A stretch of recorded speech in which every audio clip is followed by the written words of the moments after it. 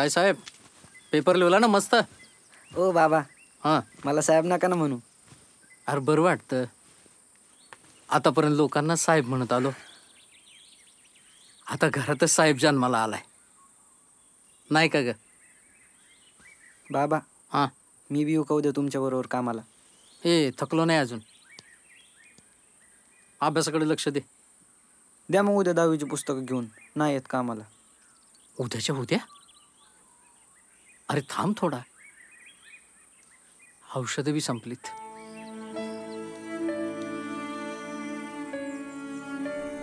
ज्याला शिक म्हणते त्याला शिकायचं नाहीये, आणि ज्याला नको शिकू म्हणते ते मार खाऊन बी ऐकत नाहीये. अगं, पोरगी शिकली तर हे घर सुधरल, आणि ज्या घरी जाईल ते घर बी सुधरल. झाली ना शाळा? चला उद्यापासून कामाला, तेवढाच घराला हातभार लागल. आई मी पण येऊ? नको, उद्या मामा येतोय, त्याच्याबरोबर जा.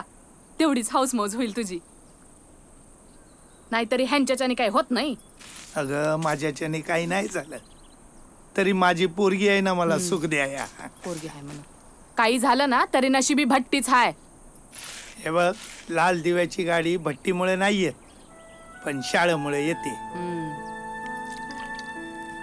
लई मोठा झालास रे, मोठ्या मोठ्या बाता करायला लागलायस. मोठं झालं नाही, पण होणार आहे. बाप बी तेच सपान घेऊन मेला. काय काही त्या पाठीमागे एवढं इटक जमवल्यात.